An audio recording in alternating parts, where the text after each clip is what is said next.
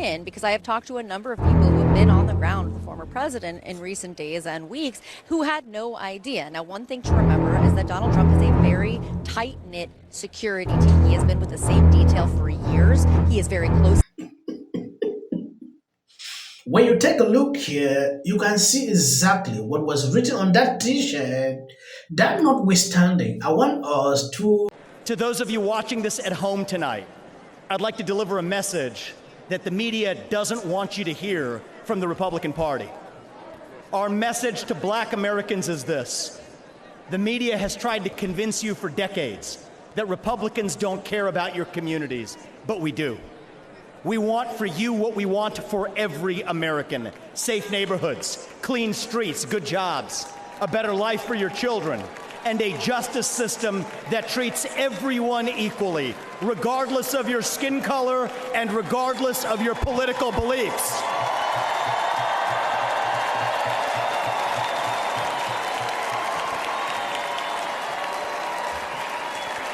Our message to every legal immigrant in this country is this: you're like my parents.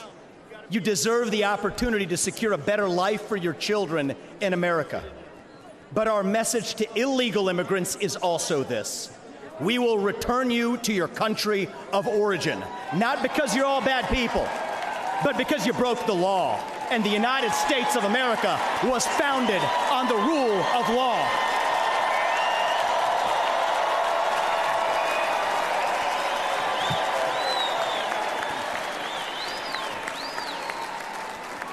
Our message to millennials, speaking as one myself: yes, it's true.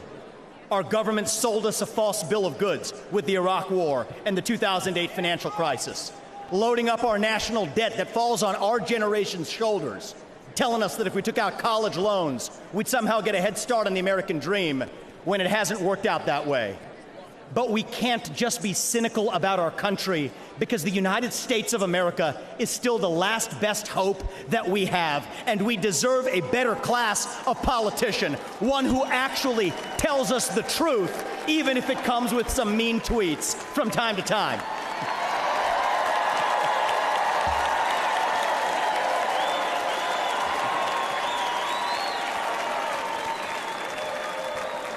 And our message to Gen Z is this: you're going to be the generation that actually saves this country. You want to be a rebel? You want to be a hippie? You want to stick it to the man? Show up on your college campus and try calling yourself a conservative. Say you want to get married, have kids, teach them to believe in God and pledge allegiance to their country. Because you know what? Fear has been infectious in this country, but courage can be contagious too. That too is what it means to be an American. On murder on social media, I have seen this. I didn't want to report on this, to actually observe how they are doing. This lady put this out, very interesting. JD Vance, a strong choice for VP. His views on women are particularly interesting. We are effectively run in this country by a bunch of childless cat ladies who are miserable at their own lives and the choices that they have made, and so they want to make the rest of the country miserable too. Lovely. This lady is actually going viral after this tweet. A lot of people align with her, but some Democrat can't even take it. I've watched some videos which I'm going to show you, to enjoy.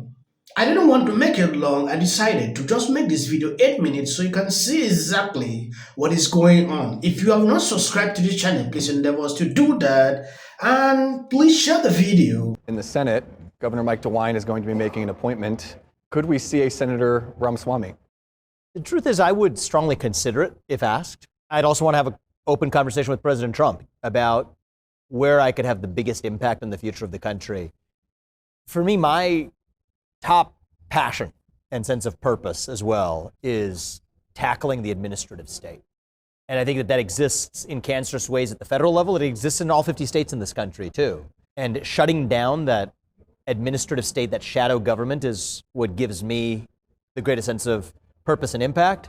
There are elements of that that need to be done through the executive branch. There are elements of that that frankly need to be done through the legislative branch too, in laying out the pathway for reclaiming accountability to the political branches of government, particularly the lawmaking branch where lawmakers are elected rather than unelected bureaucrats who wield that power today. So both those could be ways to take that challenge on. And, you know, that's for after President Trump wins. That's the real goal, is first achieve success.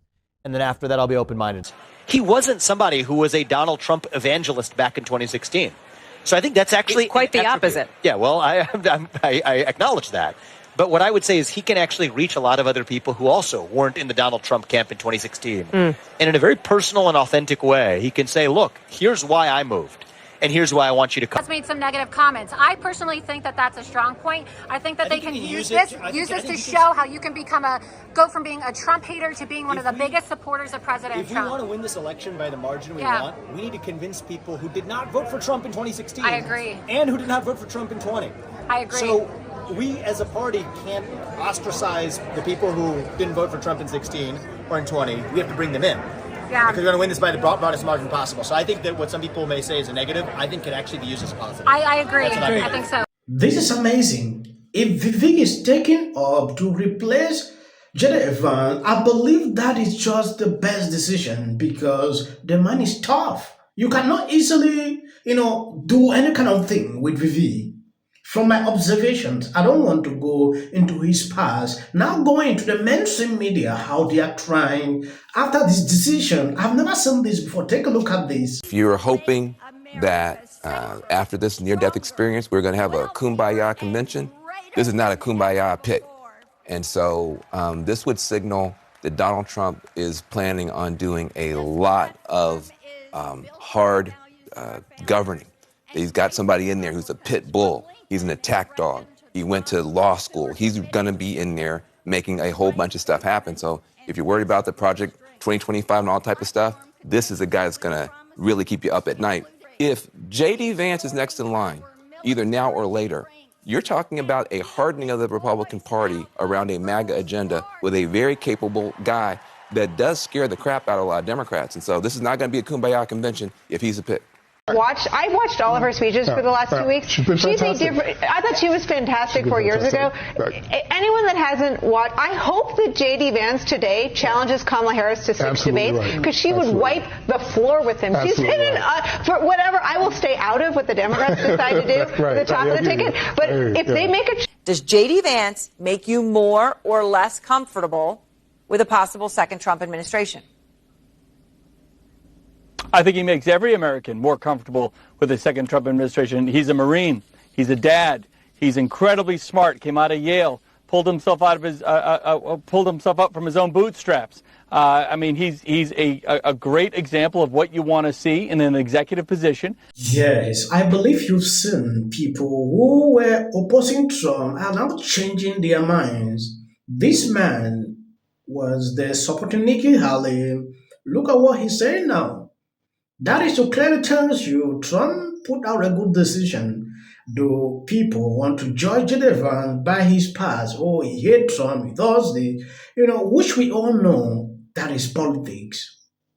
He didn't know Trump by that time, so he has realized, oh, this is who Trump is. Then along the way, he is able to work with Trump. Many occasions I've seen him defending him, and the truth is, Democrats are panicking about this guy. And finally, new rules. If you look at the moment that you heard that